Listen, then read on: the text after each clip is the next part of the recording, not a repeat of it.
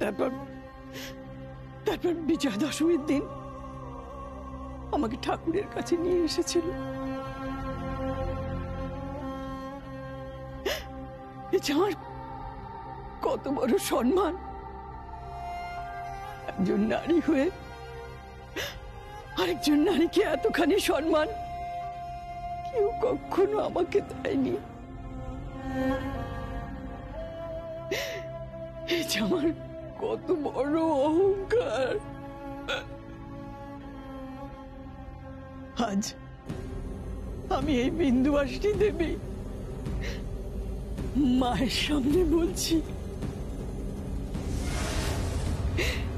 যে আমার যা কিছু আছে সব আমি যমুনাকে দিয়ে যাব,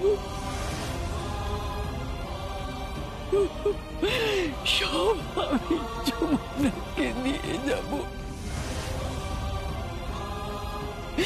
সব আমি দিয়ে যাব। বাহ, ভালোই তো, দারুণ। হ্যাঁ, ভালোই তো, খুব ভালো কথা। তো দারুণ ব্যাপার, দিয়ে দাও দিয়ে দাও, যা আছে সব দিয়ে দাও। কথায় বলে না, নেপোয় মারে দই। আচ্ছা মা, দাদা জানে? দাদা কি তার ভাগটা দিতে চাইবে? হ্যাঁ, চাইবে কি? এক মিনিট। দাদা, দাদা। বাবাকে কেন ডাকছো? ও মা, জানাতে হবে না? আমাদের মা সিদ্ধান্ত নিয়েছেন সম্পত্তি দিয়ে দেবেন, এটা তো আইন আদালতের প্রশ্ন। বড় পিসি, ঠাকুরের সামনে এসব না করলেই নয়। না সঙ্গীত, জানাতে হবে, জানাতেই হবে। দাদা, ও দাদা, দাদা।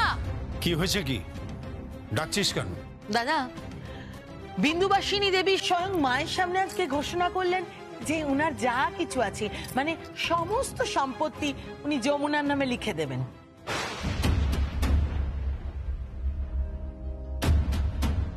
এই সিদ্ধান্ত নেওয়ার আপনি কে? কেন? আমিই তো মালকিন। যা কিছু আমার আছে সেটা একান্তই আমার। আমি কাকে কি দেব না দেব সেটা আমি ঠিক করব। না, আপনি ঠিক করতে পারেন না, কারণ ওই সম্পত্তি ছিল আমার ঠাকুরদার। আমার ঠাকুরদা আপনাকে দিয়েছিল, তার মানে এই নয় যে সেই সম্পত্তি আপনি যাকে তাকে দিয়ে দেবেন। আর একটা কথা মনে রাখবেন, সকলের পেটে কিন্তু ঘি সহ্য হয় না। বাবা,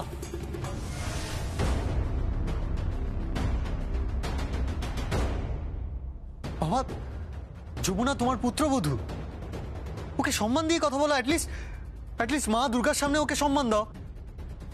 সঙ্গীত, কাকে মান সম্মান দিতে হবে বা না হবে সেটা কি আমায় তোমার কাছে শিখতে হবে নাকি? হ্যাঁ, এতক্ষণ তো এখানে দাঁড়িয়ে রয়েছে, একবারও তো তুমি প্রতিবাদ করনি, একবারও তো বলনি যে বিন্দুবাসিনী দেবী যা রয়েছে সেটা ইকুয়ালি ডিস্ট্রিবিউটেড হবে।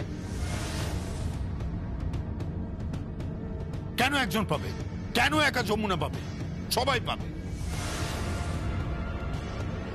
ওই মাথা মুড়িয়ে দিয়েছে বুড়ির। বড় খুকি, ঠিক করে কথা বল। তোর স্পর্ধা দেখে আমি অবাক হয়ে যাচ্ছি।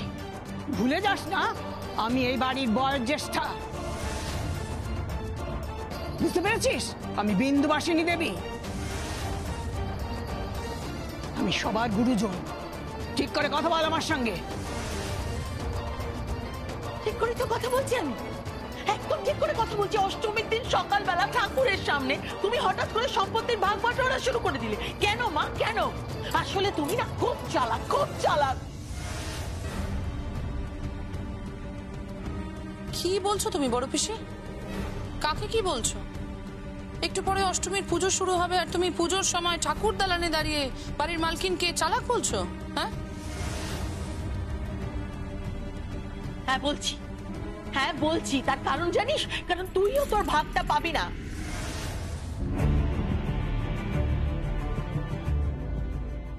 সবকিছু যমুনা নিয়ে যাবে, সবকিছু। গীত, বড় বড় কথা, হ্যাঁ শুধু বড় বড় কথা।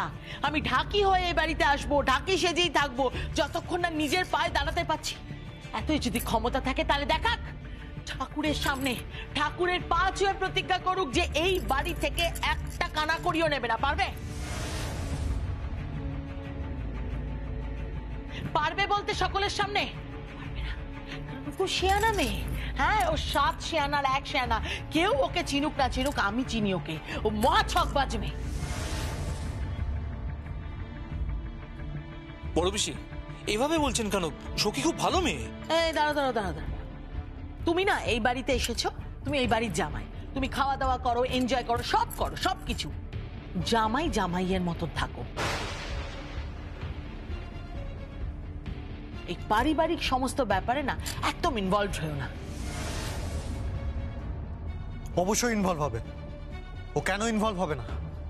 ও একজন এই বাড়ির সদস্য, ওর পূর্ণ অধিকার আছে, সেটা নিশ্চয়ই তুমি বুঝতে পারছো।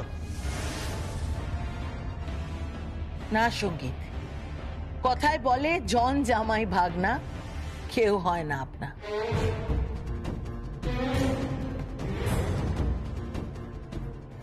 বাবা তোমার সামনে এসব আজে বাজে কথা বলছে আর তুমি দাঁড়িয়ে দাঁড়িয়ে শুনছো।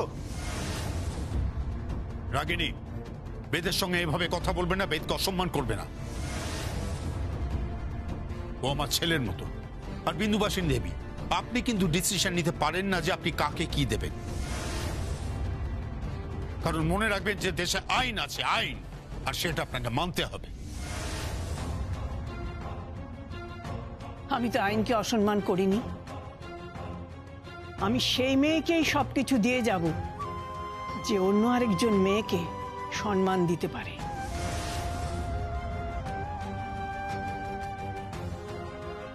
আর যে তোর সঙ্গে লড়াই করে আমাকে ওই কোণের ঘর থেকে বের করে নিয়ে এসেছিল, ঠাকুরের সামনে দাঁড় করিয়ে আমাকে অঞ্জলি দিয়েছিল। আর তোরা তো আমাকে পায়ে দড়ি বেঁধে ওই ঘরে ছুঁড়ে ফেলে দিয়েছিলিস। হ্যাঁ কি না, আমি রেডিওতে একদিন তবলা বাজিয়েছিলাম সেই অপরাধে। আর এখন পৃথিবীতে মেয়েরা তো কত কিছু করছে, শুধু বাজনা বাজাচ্ছে না, তারা গান গাইছে, কেউ অভিনয় করছে। আর আমার বেলাতেই যত গোরামি। বিন্দুবাসিনী দেবী,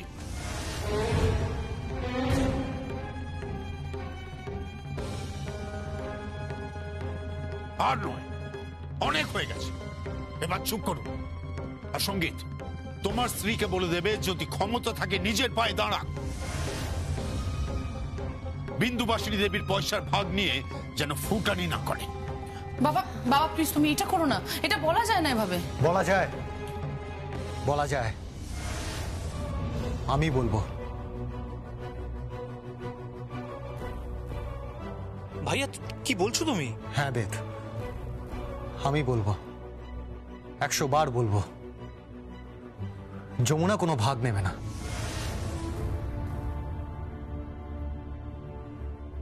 যমুনা কোনো ভাগ নেবে না, সেটা আমি ওর স্বামী হয়ে বলছি। ও একটা কানা করিও নেবে না। যমুনা নিজে উপার্জন করবে, ও নিজের পায়ে দাঁড়িয়ে এই পরিবারের থেকে বেশি উপার্জন করবে।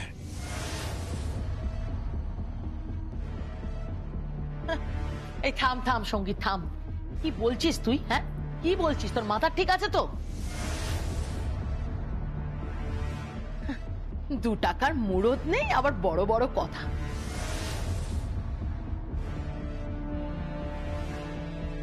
ও নাকি এতগুলো টাকা রোজগার করবে? হ্যাঁ, ও জানে যে এই পরিবারের স্থাবর অস্থাবর মিলিয়ে ঠিক কত টাকা সম্পত্তি আছে?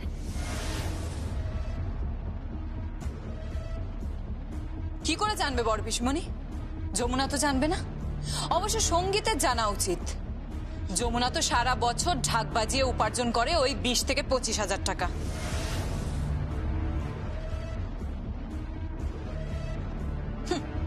আমাদের বাড়ির কাজের লোকও না এর থেকে বেশি টাকা উপার্জন করে, তাই না?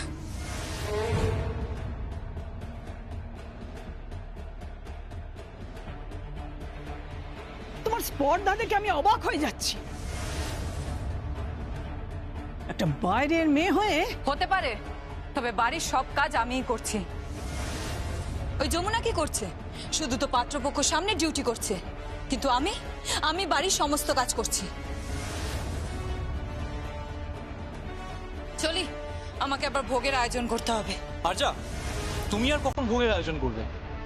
ভোগের রান্না তো সব করছে সখী।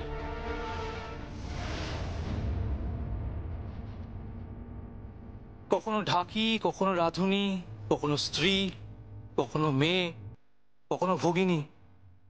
কত রূপ দেখাচ্ছে মেয়েটা।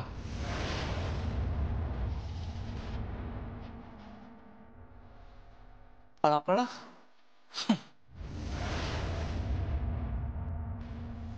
মা গো মা, এদের সুবুদ্ধি দিও মা। বেদ,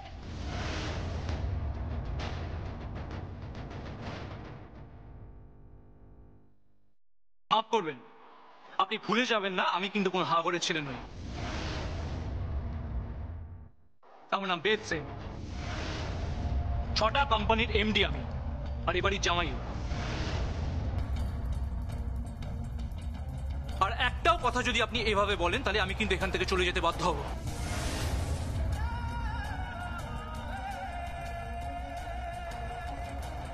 সরি বাবা, আমি আপনার সামনে দাঁড়িয়ে উঁচু গলায় কথা বললাম, মাফ করবেন আমাকে। আরে বেদ শোনো, এই সঙ্গীত, তুমি যদি পুরুষ মানুষ হও তাহলে যমুনাকে দিয়ে সকলের সামনে মায়ের পা ছুঁয়ে প্রতিজ্ঞা করাও যে সে একটা কানা করিও নেবে না।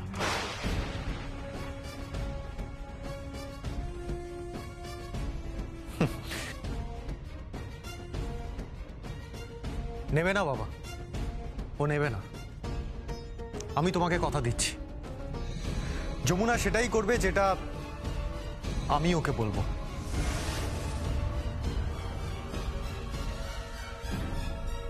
বারে বা, ভালোই। হ্যাঁ, ঢাকি সেজে এই বাড়িতে ঢুকে ঢাক বাজাচ্ছে, আর রাতের বেলা বরের ঘরে ঢুকে প্রেম করছে। প্রেম, ন্যাকামো ন্যাকামো, যত সব ন্যাকামো। চলে এসো, আর সব ভালো লাগছে না দেখতে বাবা।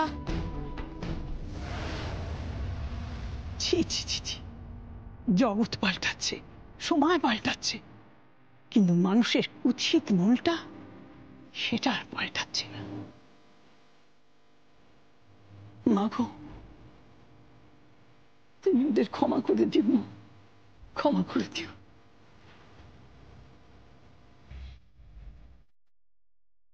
ক্ষমা করে দিও।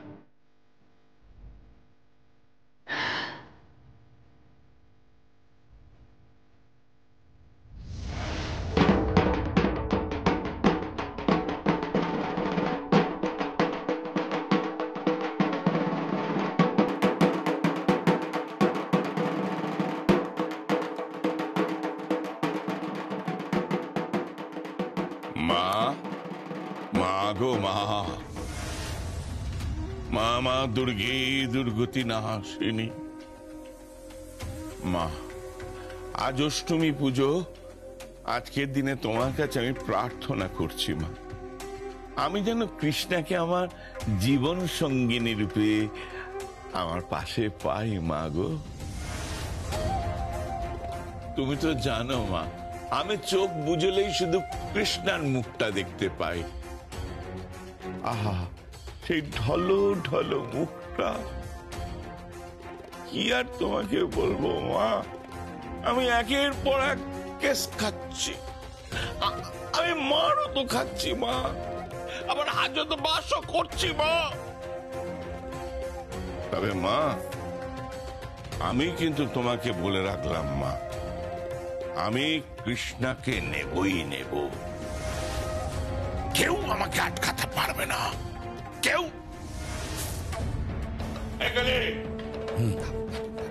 আরে বাজা বাজা, জোরে জোরে বাজা। আমি দুধে মিশে গেল আর আটি ঘোরাঘুরি খেল। কি বলছিস? হ্যাঁ, কেদার রায়ের বাড়িতে যমুনা ঢুকে তো গেল, তুমি আমি থানায় ছিলাম। গ্রামের মান্নিগাটি ভূষণদা কিনা একদিন গারদে কাটিয়ে এলো। ছি, ছি, ছি, ছি। এই সুশান্তদা, দাও না লাগিয়ে শ্বশুরে আর বউয়ে। লোহা গরম আছে, হ্যাঁ, এমন হাতুড়ি পেটা যাতে সম্পর্ক তেরে বেঁকে যায়, কোনোদিনও সোজা না হয়।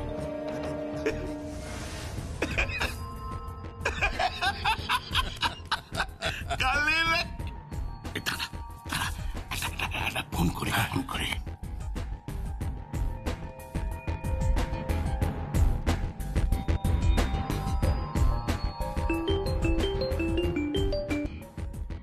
হ্যালো, প্রণাম হই বাবু, প্রণাম হই। আমি ভূষণ বলছি। তুমি কেন ফোন করেছো? আগে বাবু ওই অষ্টমী পূজার শুভেচ্ছা জানাচ্ছি। শুভ শারদিয়া বাবু।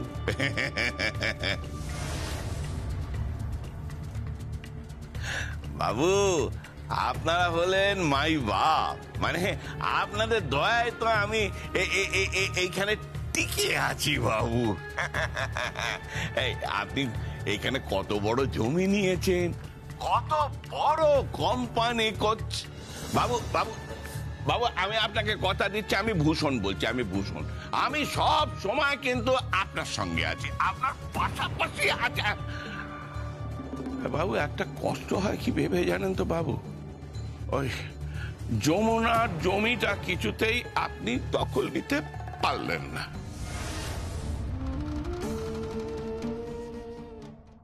এই গঙ্গা গঙ্গা এখানে কি বলে গেল জানেন? গঙ্গা বললো, কে কেদার রায়, কে কেদার রায়?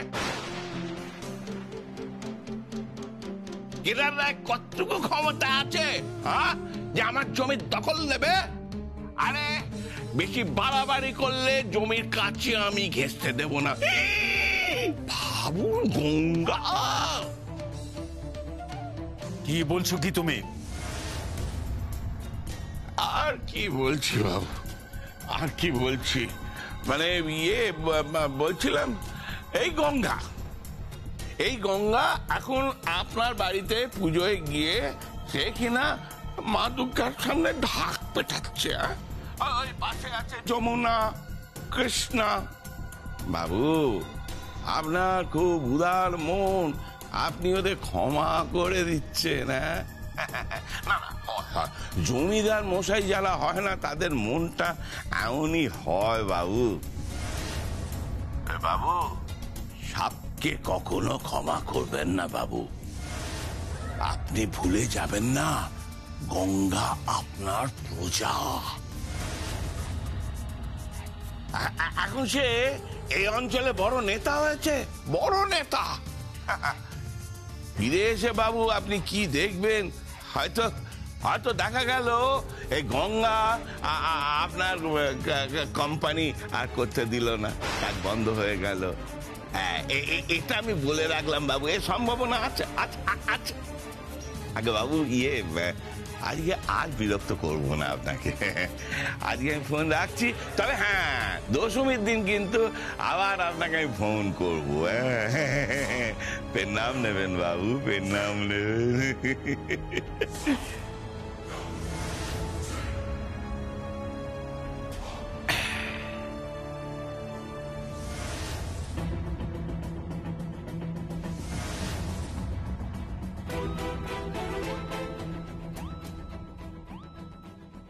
বাবু আপনি এ সময়?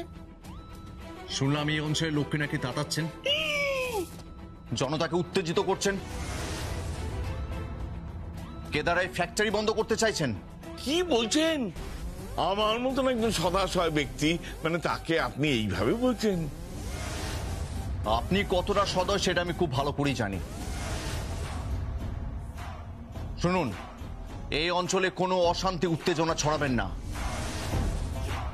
24 ঘন্টার জন্য ছিলেন, এরপর 24 মাসের জন্য চালান করে দেব, কথাটা কিন্তু মাথায় রাখবেন। আমি কিচ্ছু করব, কিচ্ছু না। এই রাজায় রাজায় এবার যুদ্ধ হবে। আগে রাজায় না, রাজা রানী। কে রাজা রানী? আগে রাজা ওই কেদার রায়, আর রানী তার বৌমা যমুনা রায়।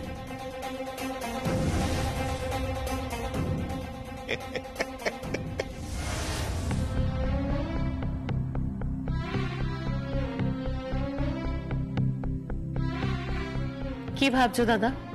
আমি আমি ভূষণ ফোন করেছিল, তুই কি করে জানবি? কথা শুনছিলাম। যমুনা আবার নতুন কোনো খেলা খেলছে নাকি গঙ্গা? বুঝতে পারছি না, ভূষণ যা বলল সেটা কি বিশ্বাস করা যায়? বিশ্বাস করতে হয় দাদা, মাঝে মধ্যে না পর নিজের থেকে অনেক বেশি বড় হয়ে দাঁড়ায় মাঝে মধ্যে। আর এত লাথি ঝাঁটা খাওয়ার পর যখন যমুনা এই বাড়িতে ফিরে এসেছে, তখন আমার তো মনে হয় নিশ্চয়ই ওর কোনো বড় একটা মতলব আছে। কি বলতে চাইছিস তুই? আমি কিছু বলতে চাইছি না দাদা, যা বলবে ও।